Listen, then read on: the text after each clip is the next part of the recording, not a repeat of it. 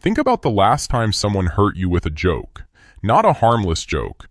Not the kind where everyone laughed and nobody felt small. I mean the other kind. The kind that hit a private place inside you.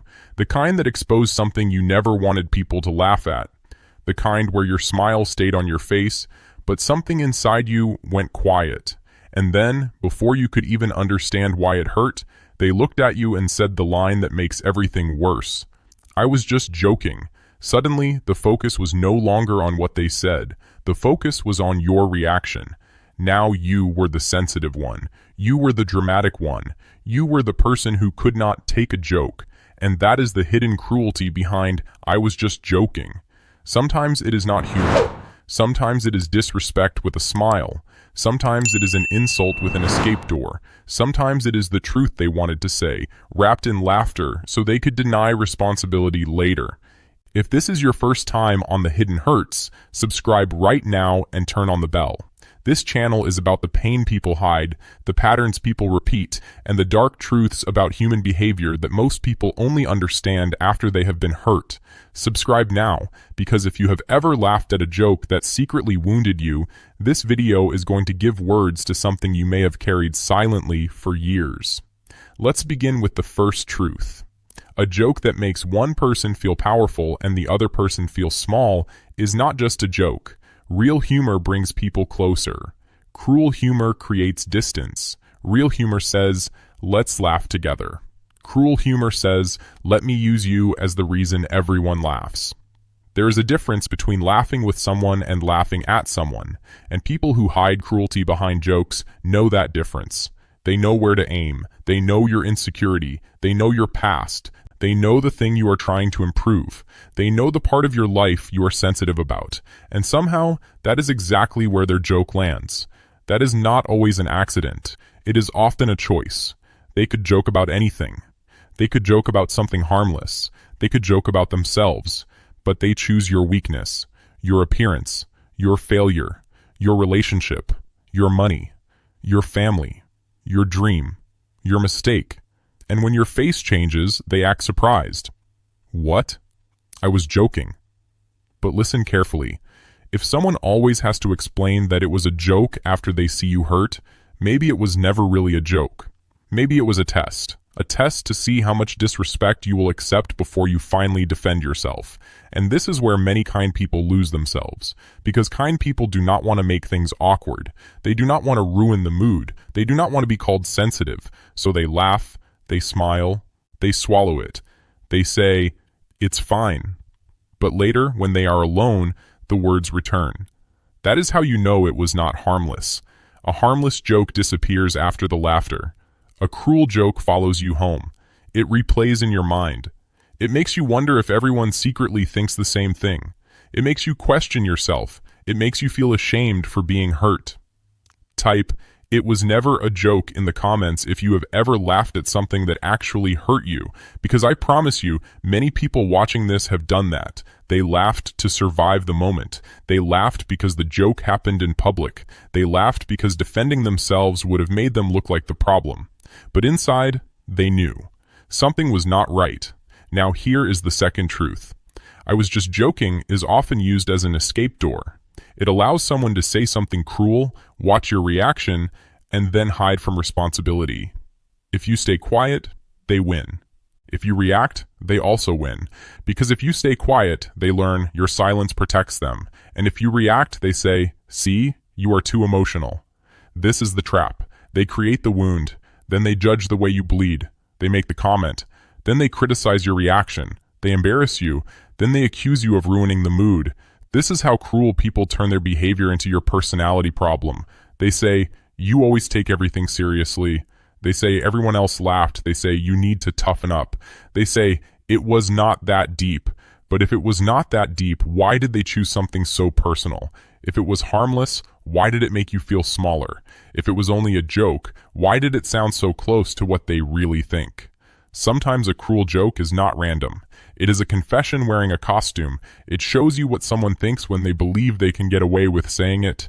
An honest insult reveals what someone thinks when they are angry. A cruel joke reveals what someone thinks when they feel safe enough to hide behind laughter. That is why you must pay attention to repeated jokes. One careless joke can happen. People are imperfect, but a pattern is different. If someone constantly jokes about your intelligence, pay attention. If they constantly joke about your looks, pay attention. If they constantly joke about your dreams, pay attention. If they constantly joke about your past, pay very close attention, because repeated jokes are not accidents. They are patterns, and patterns are louder than excuses. A person may say, "I didn't mean it," but if they keep choosing the same wound, their behavior is speaking more clearly than their words. Like this video right now, if you have ever realized that someone's joke was actually their real opinion in disguise, and share this video with someone who keeps ignoring cruel humor from people who do not deserve that much access to their heart, because sometimes one sentence can wake someone up, and maybe this video is that sentence. Now let's talk about the most painful part. Sometimes the joke hurts, but the loneliness after it hurts even more. Because you look around the room, you hope someone noticed. You hope someone says, "That was not okay." You hope someone sees your face change, but everyone keeps laughing, or everyone stays silent. And now you feel alone in a room full of people. You start asking yourself, am I the only one who felt that? This is how public humiliation works. It does not only hurt because someone said something cruel, it hurts because the room allowed it. And when the room allows it, the person who made the joke becomes bolder. They learn that your discomfort can become entertainment. They learn that your silence can protect their image. They learn that your fear of looking dramatic can become their permission. But your pain does not need a witness to be real. Your boundary does not need applause to be valid. If something hurt you, you are allowed to say it hurt.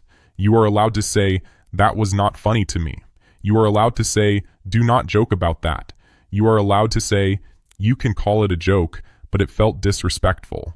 And then you must watch what happens next, because the response after the boundary reveals everything. A safe person may feel embarrassed, but they will listen. They may say, "I didn't realize it hurt you. I won't say that again." That is maturity. But an unsafe person will attack your reaction. They will say, "Relax." They will say, "You are too sensitive." They will say, "You are making it weird." They will say, "I can't even joke with you anymore." That response tells you something. They were not upset because they hurt you. They were upset because you interrupted the game. And the game was simple. They wanted to hurt you and still look innocent. Your boundary ruined the disguise. This is why some people hate boundaries. Boundaries remove their favorite excuse. Once you tell someone that something hurts you, their next choice becomes evidence. If they stop, they respect you. If they continue, they are choosing the wound. It really can become that simple, and I know this truth can feel harsh, but sometimes clarity only feels harsh because confusion has been protecting the wrong person for too long. Now listen to this carefully. Not every bad joke comes from a bad person. Sometimes people are careless. Sometimes friends say something without thinking. Sometimes someone crosses a line and genuinely regrets it. The difference is not the first mistake. The difference is what they do after you tell them. A safe person corrects themselves. An unsafe person corrects your reaction. A safe person cares about impact. An unsafe person hides behind intention. They say, "But I didn't mean it like that." Maybe they did not. But intention does not erase impact. If you step on someone's foot by accident, you do not argue about your intention. You move your foot. That is what respect looks like. So when someone hurts you with a joke, stop asking only, "Did they mean it?" Ask the more important question. Do they care that it hurt me? Because sometimes you may never prove what they meant, but you can always observe what they do after they know the impact. Do they protect you, or do they protect the joke? Do they repair the wound, or do they defend the weapon? That is where the truth lives. And this is where self-respect begins. Self-respect does not always look like shouting. Sometimes it looks like smiling less around people who keep cutting you. Sometimes it looks like sharing less with someone who turns your vulnerability into comedy. Sometimes it looks like leaving the conversation quietly. Sometimes it looks like no longer giving people material to use against you. Because not everyone deserves your openness. Some people take your honesty and turn it into ammunition. You told them about your fear, and later it became a joke. You told them about your dream, and later it became sarcasm. You told them about your insecurity, and later they brought it up in front of people. That is not friendship, that is betrayal with an audience. And the worst part is that they still expect you to laugh. They want you to participate in your own disrespect. They want you to smile while they make you smaller. They want you to call it humor so they do not have to call it cruelty. But you do not have to do that anymore. You do not have to laugh when your heart is asking you to leave. You do not have to protect someone's image while they damage your confidence. You do not have to keep pretending it is harmless when your body keeps remembering it. Your past is not a punchline. Your insecurity is not a stage. Your pain is not content for someone's ego. And your silence should not become a safe place for someone else's disrespect. Now, here's the dark lesson. Some people use jokes to measure your boundaries. They begin with something small, a sarcastic comment, a tiny insult, a joke that makes you uncomfortable. Then they watch. Do you defend yourself? Do you laugh it off? Do you freeze? Do you apologize for being hurt? Your reaction teaches them what they can do next.